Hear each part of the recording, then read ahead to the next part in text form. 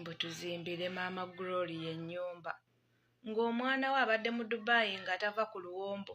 nga keeki zaafuuka keeki, birthday party zaafuuka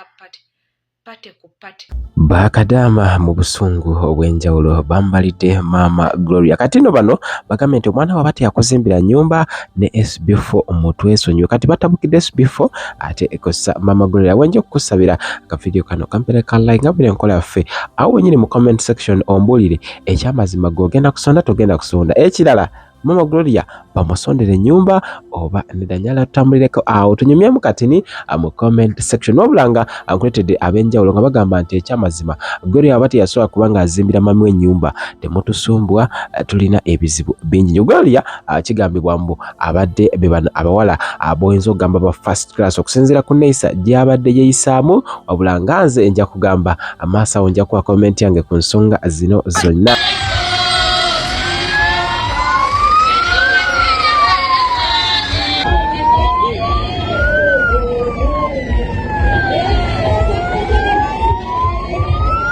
Bwe gutyo omwoyo oba omulambo gw'omugenzi bwe gwatuuse wali mu lumbe nga sinnaba kwongera ate bali abanyiivu ku lwa SB4 Queen J akozesa maama mbu tebagenda kusonda wetembera bwe yabadde wali nga omwoyo gw'omugenzi gutuusibwa wali mu maka g'abakadde be oba we bagenda okuba nga oba oli awo bamukubako eriiso oluvannyuma basobola okuba nga bamugalamiza ate mu nnyumba ye ey'olubeerera.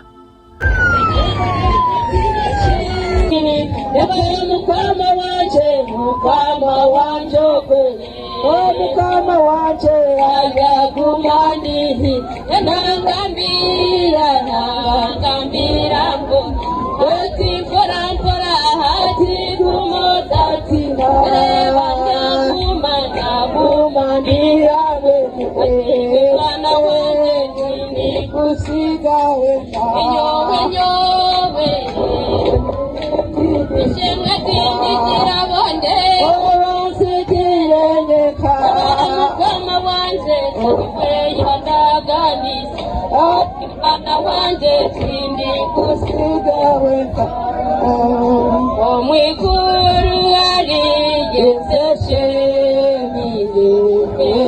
naye nga Gloria bw'atyo bw'abadde yeeyisa osobola okuba nga naawe omulaba nti ekyamazima obulamu bwo butini tomanya ddira oligenda era nawe ndaba nja kukusaba akasenteko bw'oba olina chance nga Mukama akakwaddewo akatinitini kanyumirwe nga bw'osaana okuba nga okanyumira. Wabula ye bakadamba banyiivu wulira wano ate nzije tweyongere mpe endowooza yo teweerabira. Bukati ffe eba naye tujoogeddwa ku app eno banaye mutuleke tulina ebizibu ebitumala.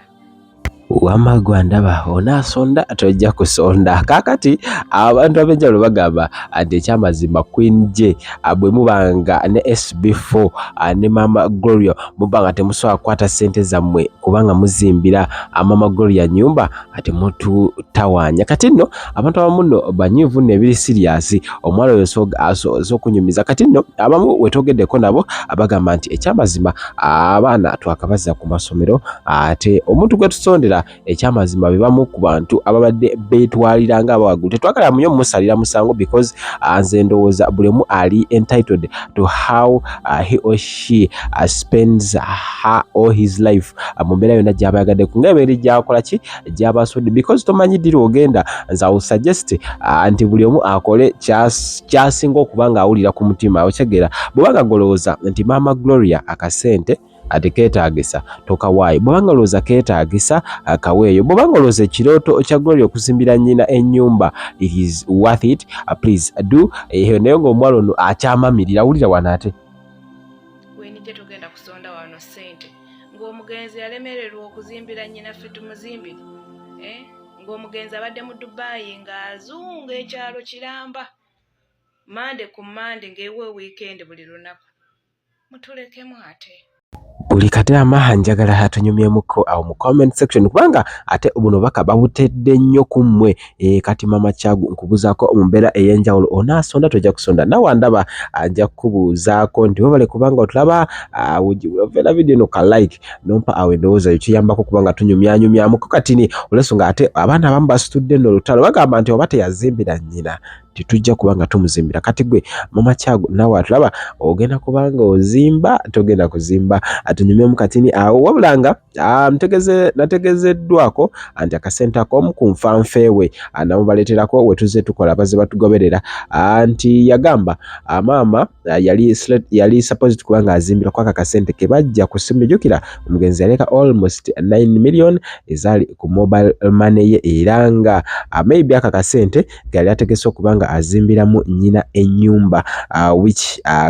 akekamu kakozeseddwa okusobola okulaba nga omwoyo gwe aba omulambo gwe gukomawo wano ku butaka so anaazimba anaatazimbe atunyumyemu katini awo wabulanga kikulu nnyo okulaba nga ate mu mbeera eno ate lisibiro tubireke atongere okuba nga tusaasira maama kubanga akyayitamu bambi kinene nnyo wabulanga baaba wali ku app ya TikTok bamamiridde bumamirizi bagamba we don't want temuyina ke mutugamba wabulanga akankulekereyo n'omuwala ate ensonga ye nawe ojogerako ki naye temutuganya kwewummuza bombo yo timutuleke tewali ssente zetugenda kusonda wano bannange tusondera abali ba ssente ate bannaaye abalema nkayanja omutwe ogugwo yiika 10 Kaluvini mpetu eryo nimireke nakati ne bugga Kaluvini Kayanja nze nkwewunya obeera otya n'ogwo omutwe munene 10 ku 5 n'onoonya w'olimira olwedde olina omutwe linda konterere bulungi Kaluvini Kayanja obeera otya n'ogwo omutwe 10 ku 5 n'onoonya w'olimira kuba omutwe gulimu ekyo kyekigimusa kya nakati kwata bukwasi nakati oteeke mu kiwala ate okungula oli ebbanga ttini nnyo lwakuba nti tonaaba simanyi oba ne nakati asobola okukulira mu bbanga lyoba oyagadde otegeke Kaluvini we wali myaka gyange walingo future gye wali olina oba ekyebbeeyi kye mwali mina shaitani rajim bisimillahi rahmani rahim alhamdulillah rabbil alamin ze ajimiti omusomi w'ekitabo era omusomi w'edduwa nkosa ekyoto kino kiba kitagombolola lwaleero ku kyoto kuno kunyambira abantu bange buli muntu yenna alina ekizibu kye ojja ku kyoto kino n'osuulako akabaani nenkusabira buli alina ekizibu naddala mu abali e Bulaaya nompereza amannya naye nga suula mu kyoto kino nenkusembera edduwa nenkujjako ebizibu n'ebiba bikusumbuye walemererwa mirimu ki ddala mu abali e Bulaaya abali mu nsi muno mu Uganda abalemeddwa okufuna visa nga ntegeeza eri abaana Adamu enkozesa nkofu ku kyoto kuno bamala okusindika enkofu eyo negenda ebanja amabanja ge babanjiza gonna gwe yalema okufuna okuweebwa ajimiti nkozesa amazzi ku nnyanja kuno kumulengera ku mazzi wano ajimiti nga bwenyimidde olwaleero ngokumasira abaana Adamu bompereza ebiwandiiko byonna bye bompereza ng'oli e Bulaaya mbikwata nembizinga ne muwandiika kapapula nembisula mu nnyanja nensaba Allah gwensinza asumulule ebyo byeba bikulemeredde awa visa agifuna alemeddwa okufuna omusajja omulungi amufuna sangeba ku namba 075288715